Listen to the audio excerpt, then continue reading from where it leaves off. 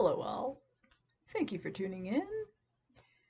I want to talk today a little bit about some of the things that this whole pandemic quarantine situation we find ourselves in is bringing up to the surface through a naturopathic lens.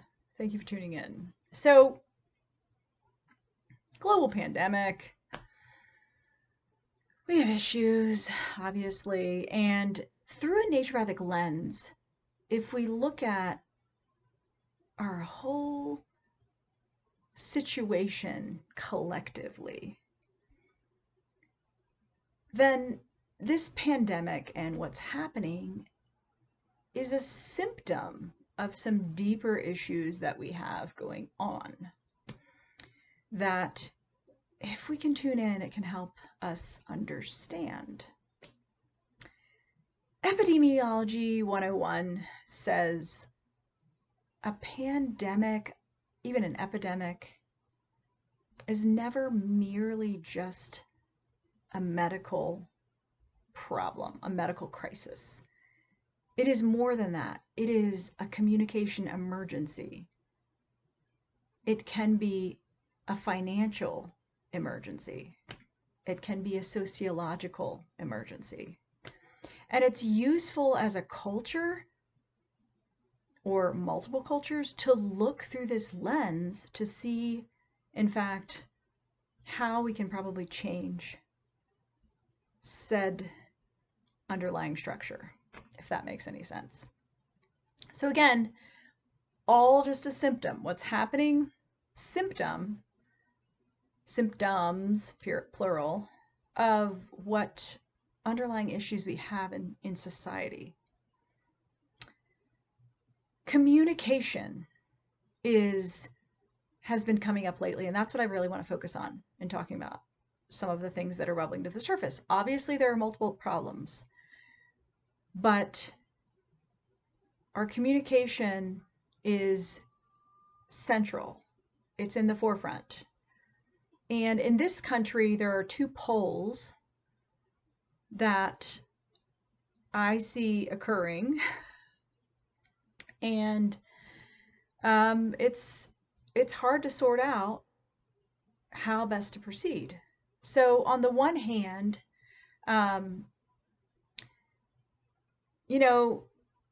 there's a huge belief in the good old US of A that free speech, right? This is a quintessential human right in this country.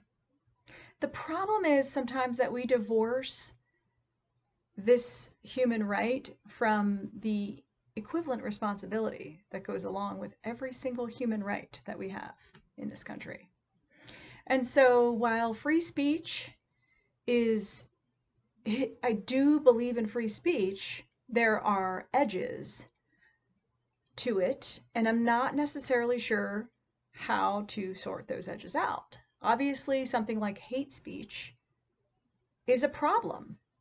Somehow we have to figure out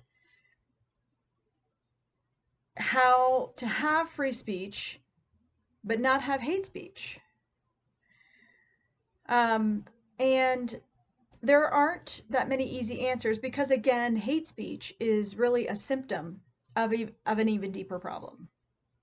The deeper problem being something along the lines of bigotry or racism or sexism, or, I mean, you name it, right? There's a deeper problem than the actual speech. The speech is just the manifestation of the problem. So that's on one end of the spectrum. But on the other end of the spectrum, we have censorship. And why am I talking about this in light of a SARS-CoV-2 pandemic, I should say, not just epidemic? Well, what's happening, what I'm observing in lots of different social media corners of the globe would be a fair amount of censorship happening. What do I mean by that? Well, YouTube has definitely contacted creators and said, look, if something goes up that is deemed misinformation as regards this pandemic, then it's going to be taken down. It's going to be censored. If there's something along the lines that is not verified or supported or approved by the World Health Organization, then that could be taken down. Facebook is doing something similarly. They have said, look, posts will be removed or censored if they are, again, spreading misinformation. While I fully believe that we do not need to be spreading misinformation, we have a problem on our hands, because if we look to Thomas Kuhn, the author of The Structure of Scientific Revolutions, back in 1962-ish, where he talks about paradigms, and he talks about how when we look at science, we don't have some linear progression of science. We don't necessarily have this, oh, we found more knowledge and suddenly did better experiments and sorted this out. No, we have major shifts in paradigms starting, you look back to Copernicus, you look at the Bacon, you look at these different changes in what was happening on the stage of science, and they were basically different paradigms.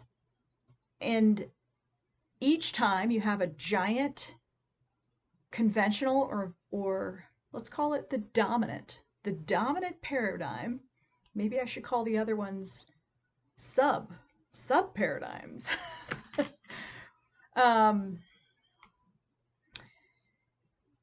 Anytime you have that scenario, you're by necessity, you're going to have things that are more peripheral, things that are more fringe, and those paradigms or ideas have to somehow figure out how to shift the dominant paradigm, the dominant culture.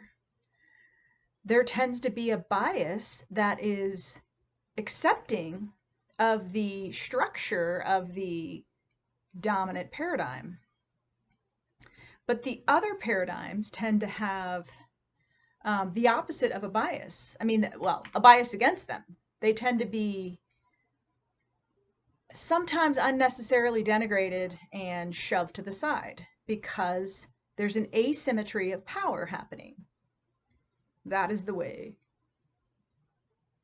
paradigms work, and that is the way Thomas Kuhn describes this whole shift in changing those structures.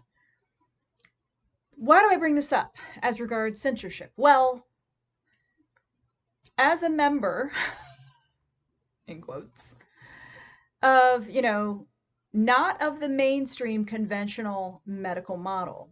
I'm a naturopathic doctor. That means by default in this country that I am on the periphery, a priori, on the periphery. And so the kinds of things that might help inform us, that might give us insight, that might help solve problems that we have going on, by default are shoved to the periphery. Okay, I hear you.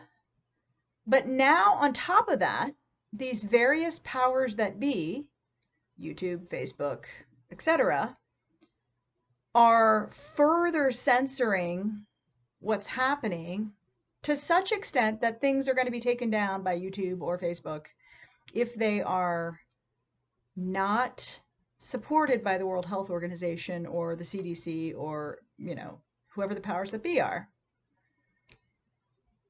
Then how do you ever get a voice to the periphery, from the periphery? How do you ever hear anything they have to say? How do you change and shift the paradigm that admittedly, in the midst of a pandemic, really doesn't have many solutions? There are no drugs. We really don't have any answers. Proning. Okay, we're proning patients. We're doing things to try to prolong their life. When we see that they have these pneumonias that we really can't do a lot about, we can do supportive care. That's what's happening in most hospitals. Oh, and if we run out of beds, well, that's a problem too. But we don't really have answers. And the thing is, there's a lot out here on the periphery, right? I understand the concern. I know the concern comes from some sort of place where we obviously in this country have someone who is in power, who shall remain unmentioned, who says things like people can drink bleach and do UV light to, okay, clearly it's problematic what he's passing off as, and this again, this gets back to epidemiology 101, right? When you have an epidemic, you actually need people who understand epidemiology to be the voice that is explaining what's happening, to help disseminate information, to help keep people on the same path so that we can actually try to address this collectively. The collective addressing is not happening. Instead, we have protesters in this country that are showing up to defend their right to contract coronavirus. Okay, I understand if you live in another country and you're looking at the United States, you might think we're crazy. You have a case for that. You definitely have a case for that. And at the same time, this country was founded on some kind of amazing ideas. And why aren't we holding those in tension and trying to understand what the heck is going on? Why aren't we trying to get these positions out there? So the whole censorship idea, right? You have to remember that there's a bias. Even the World Health Organization, whom I think it's a good thing to have a World Health Organization, we just have to keep in mind that it is not apolitical, that it is not unbiased. It has a political bent. The political bent that the World Health Organization has is towards those countries that donate a lot of money. It is toward not just countries, entities, I should say, because the Gates Foundation donates a lot of money.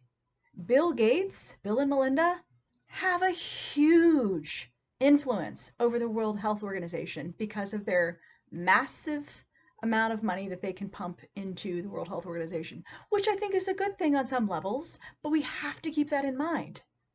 This is why the leader of the World Health Organization can struggle to be honest when we have countries that maybe haven't been so forthright with what's happening in their country as it regards a pandemic. This is why we don't necessarily get the information we need when Joe Balog's country doesn't tell us what the death rate really was. And that's a problem if we're trying to use that information to then stop or slow future outbreaks in other countries. It's also a problem in terms of the equality, right? Most of you have no idea, probably, that we just got out of a massive, the second worst epidemic of Ebola in history, just finished up in the Democratic Republic of Congo. Second only to the one in 2014. And nobody knew about it.